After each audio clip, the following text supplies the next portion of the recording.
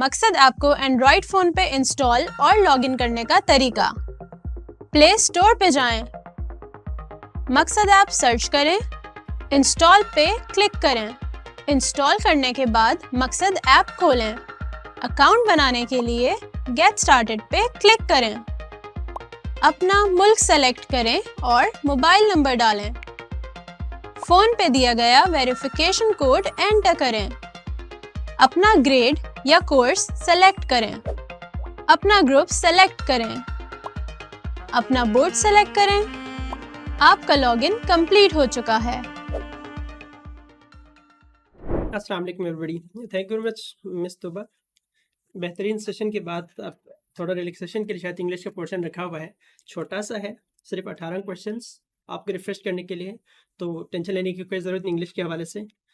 तो let's get started with English portion. इसमें हम क्या पूछते देखते हैं। बहुत ही इजी क्वेश्चंस आते हैं इंग्लिश में, देखा जाए तो ना, थोड़ा ग्रामर है, अगर आपको ये पता है तो फिर आपका पेपर हो गया यूँ समझे।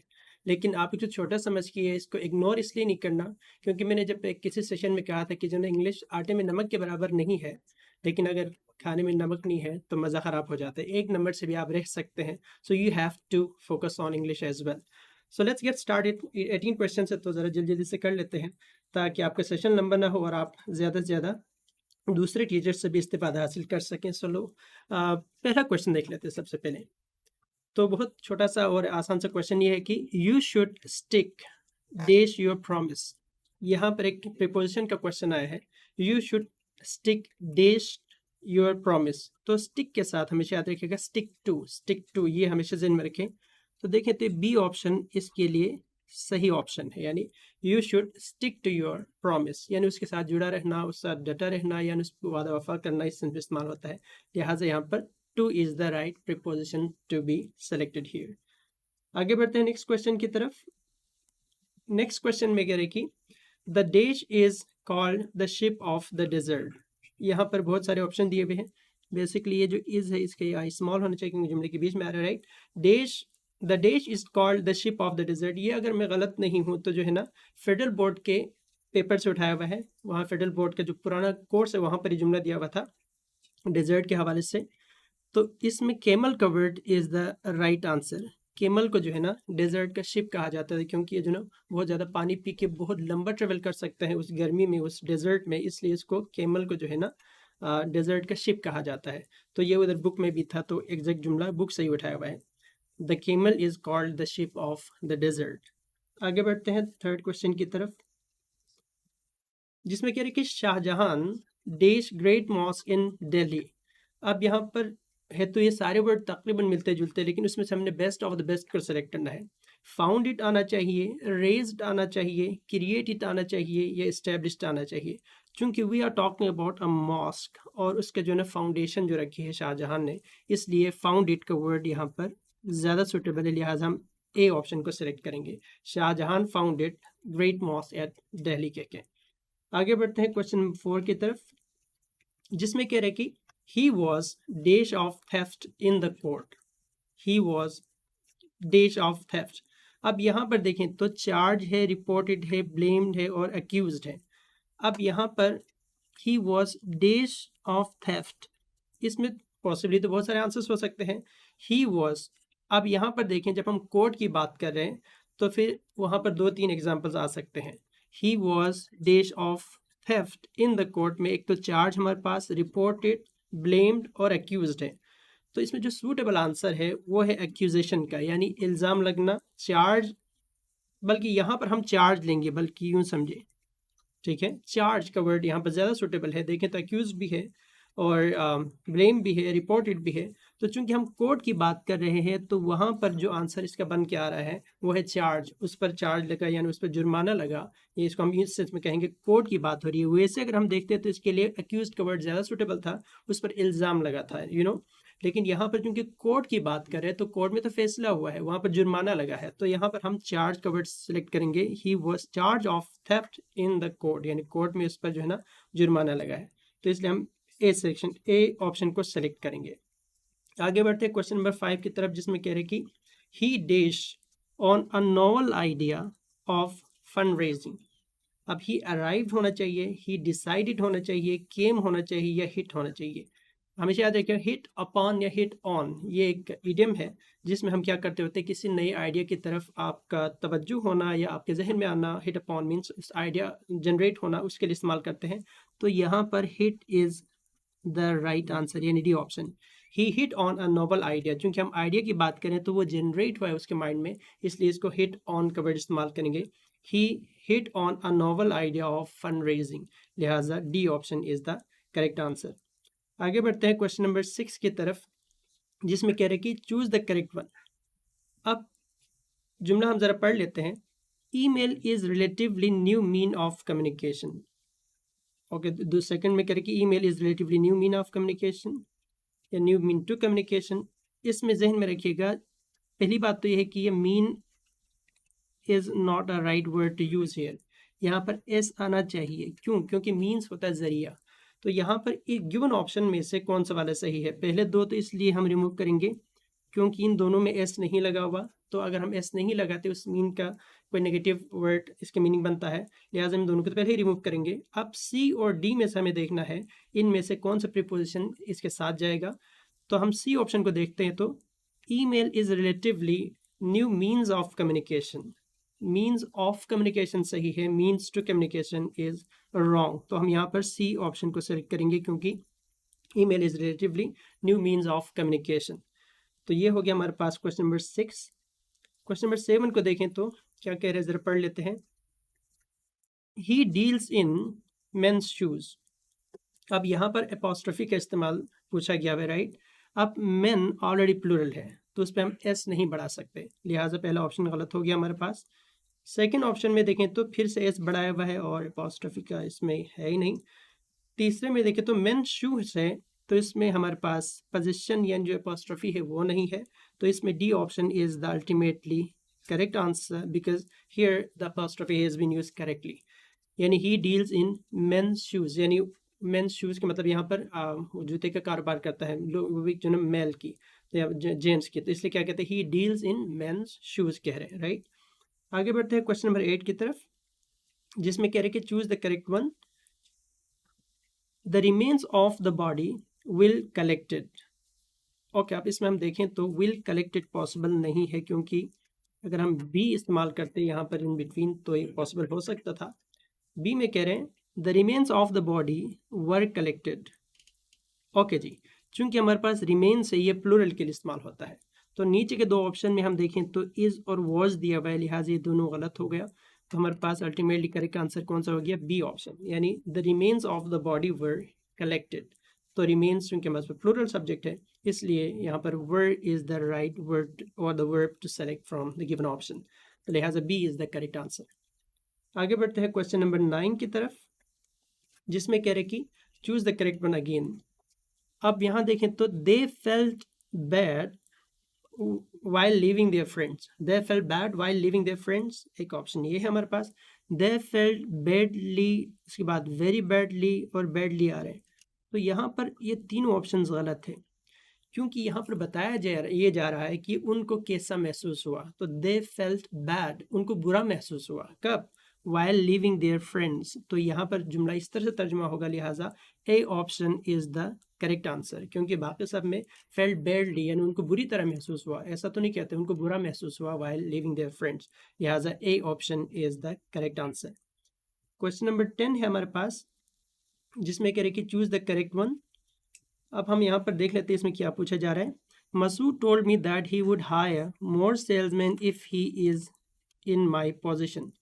अब हम इस ऑप्शन को देखते हैं तो यहाँ पर पहले हमारे पास second form of the verb दिया हुआ है, दूसरे में वुड दिया हुआ है, तो ये कंडीशनल टाइप 2 है, ठीक है ना। कंडीशनल टाइप 2 में आपको पता है कि अगर हम इज एम आर इस्तेमाल करेंगे तो हमेशा वर इस्तेमाल होगा। क्यों इस्तेमाल होगा? क्योंकि we are talking about some imaginative situation, imagination की बात कर रहे हैं, रियलिटी की बात हम नहीं कर रहे हैं।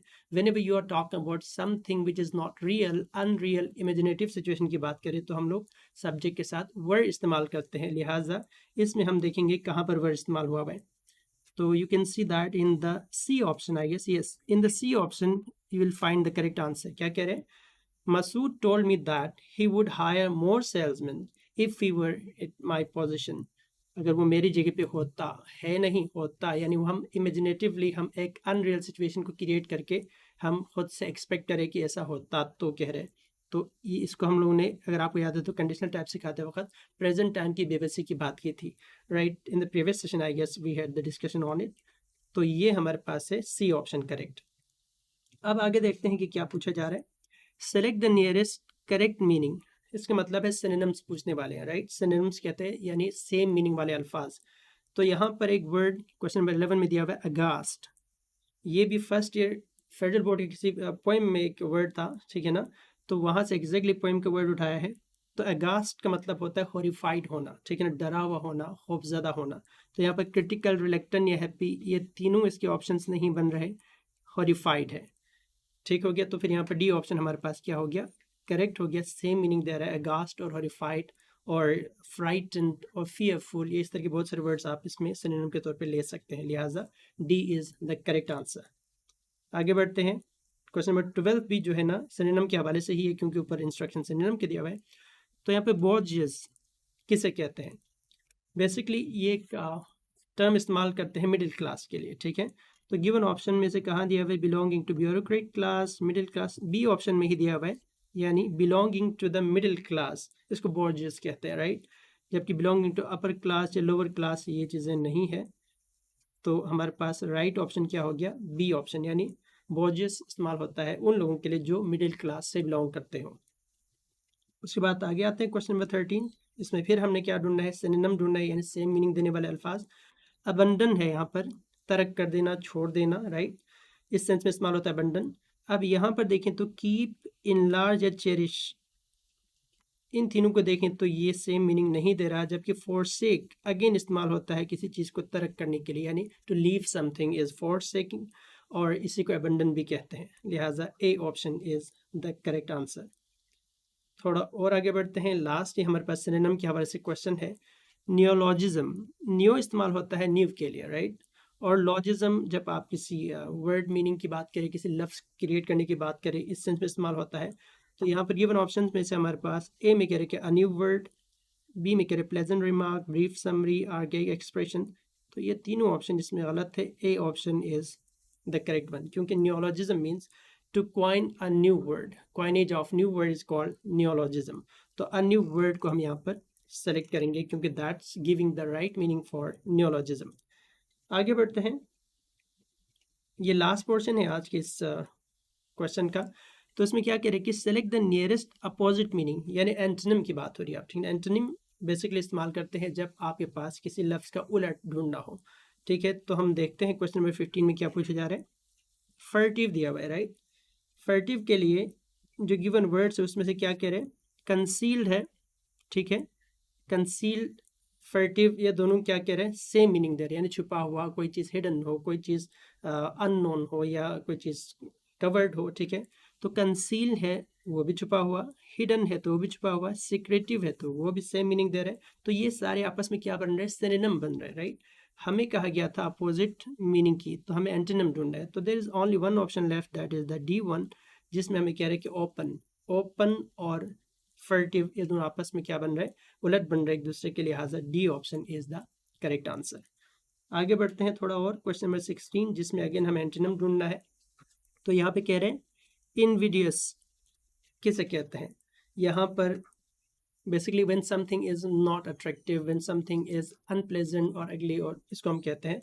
तो यहाँ पर देखें तो ये सारे वर्ड यहाँ पे दिया हुआ है, ऑकवर्ड, अनप्लेजेंट और अगली, ये तीनों आपस में क्या बन रहे हैं, सिनोनिम बन रहे हैं। इसके लिए मैंने एक टिप यूँ भी दिया था, जब आप सिनोनिम एंटोनिम जब आप हल कर रहे हो, तो जो गिवन ऑप्शन है अगर उनमें से कोई सिनोनिम है, चाहे वो एंटोनिम हल कर रहे हो या सिनोनिम, गिवन ऑप्शन में से अगर दो चीज़ें सेम आ रही है तो आपने इसको आंखें बंद करके रिमूव करना है। इसकी वजह ये है क्योंकि अगर ऑकवर्ड का मतलब अगर ये हो जाए जो पूछा गया है, क्योंकि हम यहाँ एंटोनिम पूछा गया, राइट। तो यहाँ पर अगर ये दोनों सेम है तो प्लेजेंट का भी होगा और अगली का भी वही मतलब होगा। तो चूंकि तीन तीन जवाब तो नहीं हो सकते, right, we have to select the ultimate and only correct answer, जो कि यहाँ पर कहाँ पे है। चूंकि ये तीनों ऑप्शन नहीं है तो फिर एक ही ऑप्शन हमारे पास बचता है, वो क्या है, A option, and that is attractive, ठीक है। इनविडियस का उलट क्या बना यहाँ पर, अट्रैक्टिव बना। ऑकवर्ड, अनप्लेजेंट या अगली के उसके सिनोनिम से हमें एंटोनिम ढूंढना था, so we have got there the answer. A option में, ठीक है। उसके बाद हमारे पास एक वर्ड आ रहा है रिमिनेट। रिमिनेट किसे कहते हैं? अब रिमिनेट के लिए बेसिकली एंटोनिम हमें ढूंढना है। रिमिनेट मीन्स टू थिंक, ठीक है, कंसिडर करना, किसी चीज़ को ख्याल करना, किसी चीज़ पे सोचना, इस सेंस में इस्तेमाल होता है।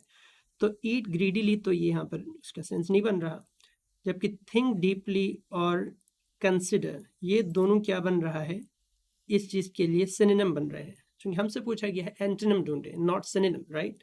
तो यहाँ पर डिसरिगार्ड करना यानी किसी चीज़ को इग्नोर करना, उस पर नहीं सोचना, उसको छोड़ के रखना, इस सेंस में देखें तो ये डिसरिगार्ड इसके लिए एग्जैक्ट रिमिनेट के लिए क्या बन रहा है, एंटोनिम बन रहा है। क्योंकि थिंक डीपली और कंसिडर करना ये सारे सिनोनिम बन रहे हैं, ईट का तो यहाँ पर कोई ऐसा ताल्लुक नहीं है, तो लिहाजा disregard is the right answer for question number 17। और ये लास्ट क्वेश्चन है, क्वेश्चन नंबर 18। चूंकि एज आई सेड कि इंग्लिश का पोर्शन छोटा सा होता है, रिफ्रेशर होता है, तो question number 18 that's the last one. तो ज़रा देख लेते इसमें क्या करें। एम्बेलिश वर्ड दिया हुआ है हमारे पास। एम्बेलिश किसे कहते हैं? To beautify something, to make something, to decorate something, या इसको आप लोग garnish something, there are lots of words. तो ये सारे इसके लिए क्या बन रहे हैं, जो कि ये सारे वर्ड इसके लिए सिनोनिम बन रहे हैं। हमें क्या ढूंढना था, एंटोनिम। तो यहाँ पर इसमें एक ही वर्ड ऐसा है जो इन सब के लिए उलट बन रहा है, दैट इज स्पॉइल। यानी एम्बेलिश के लिए जो एंटोनिम बनेगा वो क्या बनेगा, स्पॉइल का वर्ड गिवन ऑप्शन में से उसके लिए एंटोनिम बनेगा। तो डियर स्टूडेंट्स, उम्मीद करते हैं कि आज का लेक्चर समझ आया होगा, क्योंकि जो छोटा सा पोर्शन था और रिफ्रेशर था बेसिकली।